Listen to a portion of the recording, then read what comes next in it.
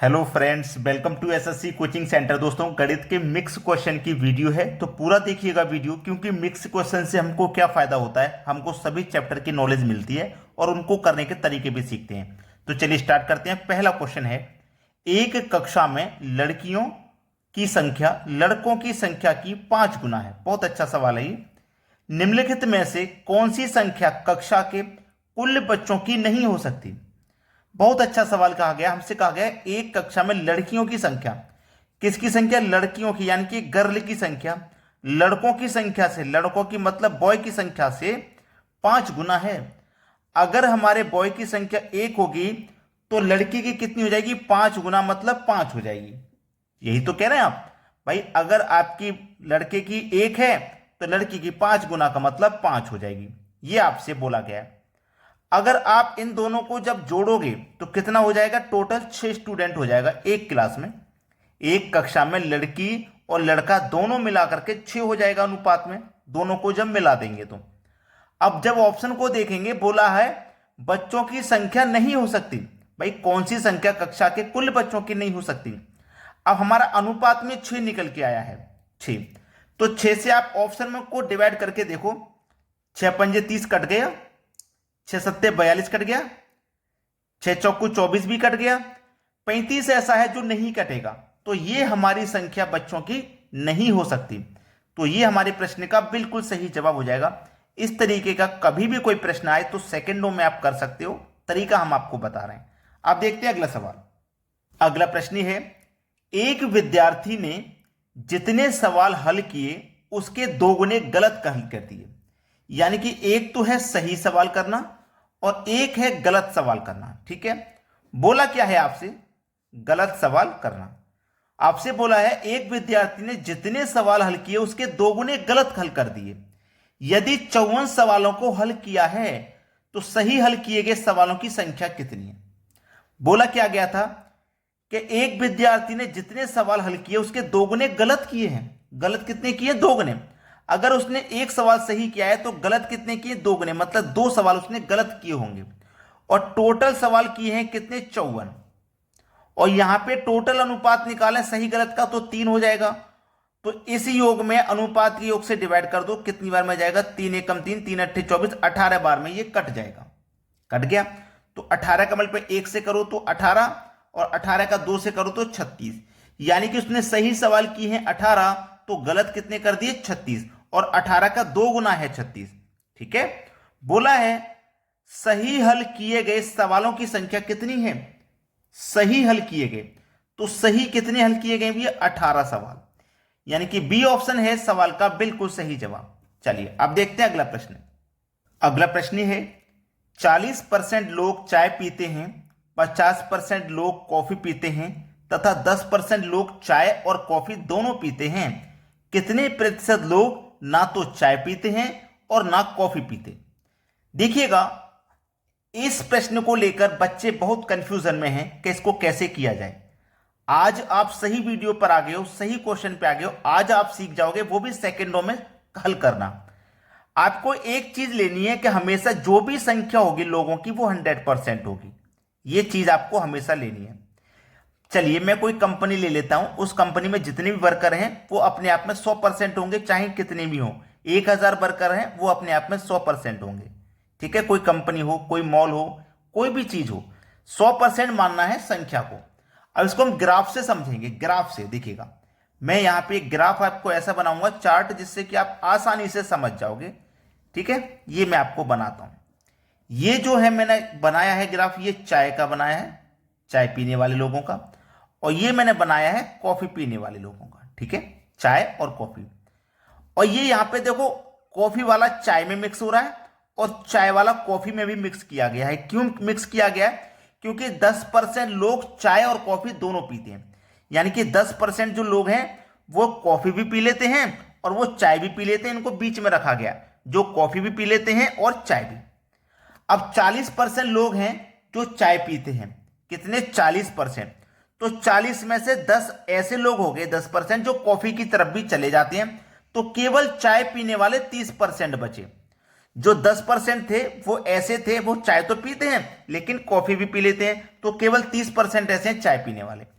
अब बोला क्या गया है, बोला गया है कि 50% लोग कॉफी पीते हैं। कितने? 50। अब इस 50 में से केवल कॉफी पीने वाले 40 ही बचे, 40% बचे, क्योंकि 10% ऐसे हैं जो चाय भी पी लेते हैं।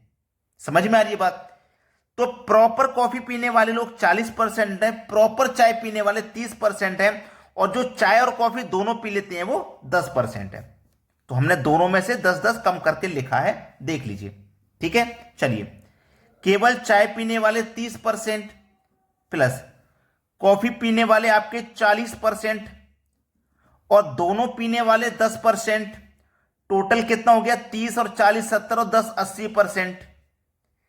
हमने कितना माना था संख्या को? 100%। उसमें से कॉफी और चाय पीने वाले 80% माइनस कर दो, 100 में से 80 माइनस कर दूंगा। जो कुछ नहीं पीते, जो कुछ नहीं पीते वो बचेंगे, 80 माइनस करने के बाद 20%।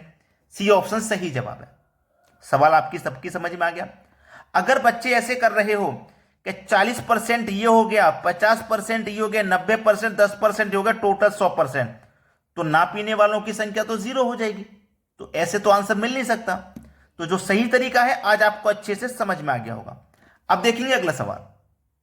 अगला प्रश्न है, यदि 100 बिल्लियां 100 चूहों को 100 दिनों में मारती हैं तो 4 बिल्लियां 4 चूहों को कितने दिनों में मारेंगी? बेहतरीन सवाल। क्योंकि सवाल आपका आंसर कैसे आता है? 100 बिल्लियां 100 चूहों को 100 दिन में मार रही हैं, तो 4 बिल्लियां 4 चूहों को 4 दिन में मारेंगी। तो बच्चे 4 दिन को सही कर दोगे, जबकि ये गलत है। आपको जब तक करने का तरीका नहीं पता, अंदाजा कभी नहीं लगाना है, क्योंकि गलत हो जाएगा और 1 नंबर आपका सिलेक्शन काट सकता है। चलिए, इसको करने का तरीका है, M1 D1 बटे में W1 बराबर M2 D2 बटे में W2। ये टाइम एंड वर्क का फॉर्मूला है, जिसमें M1 D1 T1 भी होता है, यानी कि टाइम जो समय घंटे में दिया गया। तो घंटे वाला समय इसमें है नहीं, तो वो हमने हटा दिया।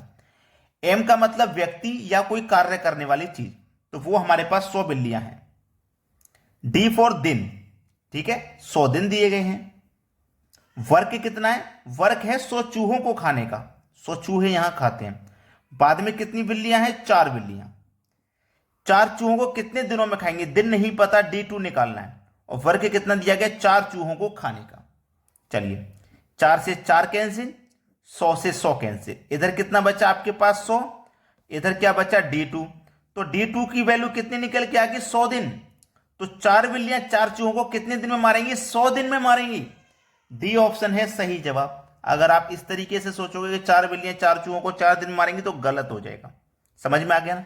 अब देखते हैं अगला प्रश्न। अगला प्रश्न है, 11 से 63 के बीच सम संख्याओं का औसत कितना है? बहुत अच्छा सवाल है। 11 और 63 के बीच, तो हमें देखिए 1 से लेके 10 तक की जरूरत नहीं है, इसे हम काट देंगे, क्योंकि 11 के बाद में पूछा गया है ना? 11 के बाद में 11 से 63 के बीच सम संख्याओं का औसत कितना है, यह पूछा गया। सम संख्याओं का औसत कितना है? अब इस प्रश्न को आप 2 तरीके से देखोगे। 2 तरीके से। कैसे 2 तरीके से देखोगे? कि 11 और 63 के बीच में पूछा गया कि सम संख्याओं का औसत कितना है। 11 और 63 के बीच में सम संख्याओं का औसत कितना है? तो मेरी 11 भी सम संख्या नहीं है और 63 भी मेरी सम संख्या नहीं है क्या? नहीं है। तो आप क्या करोगे?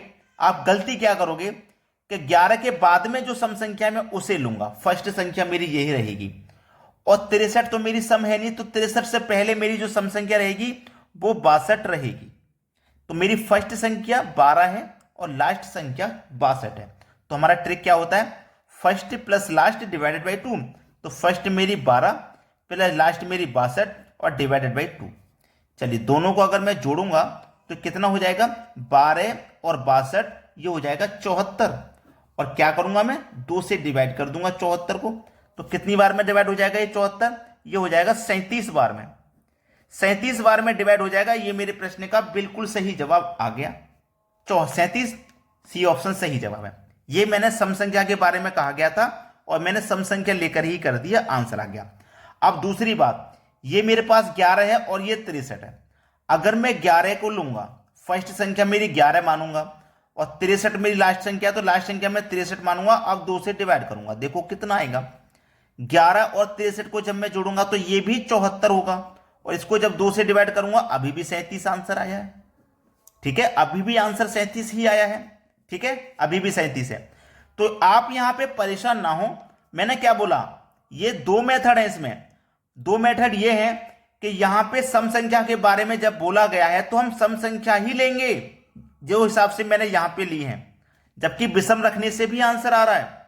ठीक है, जबकि विषम रखने से आंसर आ रहा है, लेकिन हम सम संख्या के बारे में जब कहा गया है तो हमको सम संख्या ही लेनी है, और विषम संख्या के बारे में कहा जाएगा तो हम विषम संख्या ही लेंगे। समझ में आ गया ना कॉन्सेप्ट? तो चलिए जल्दी से लाइक कर दीजिए वीडियो को, जो भी बच्चा अभी तक लाइक नहीं किया लाइक कर दिए, और शेयर नहीं किया है तो वीडियो को शेयर कर दो। ठीक है, धन्यवाद।